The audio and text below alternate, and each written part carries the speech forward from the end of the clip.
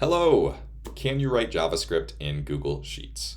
The answer is yes, kind of. So let's get started and see what we mean. I have a Google Sheets file open up here, and I'm going to share a link to this in the description below for your future reference. So following along, we are going to navigate to Extensions, Apps Script. This is going to open Google's code editing tool. We are now free to write JavaScript-styled functions. It's actually called Google Apps Script is the name of the coding language. Let's say, for example, we have a number 5, and we would like to add 5 to that number.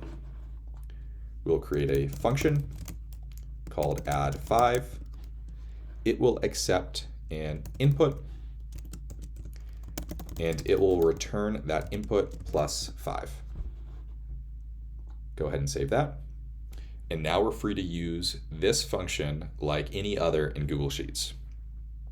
So back in our file, equals add 5, selecting this cell, and there you go. If we were to change this, our function will automatically update accordingly. Instead of using a number, let's say we're working with a string and we have a name here. We would like to greet this name.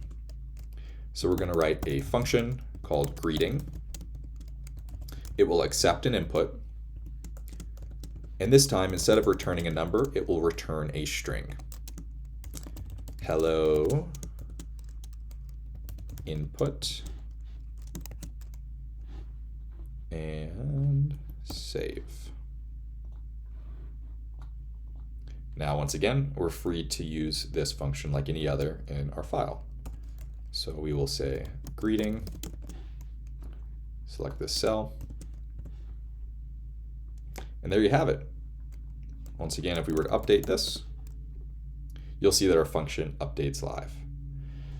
So I'm excited to show you all how JavaScript works in Google Sheets, and I really hope that you all can start using this to automate some of the functions and create customizations in your files.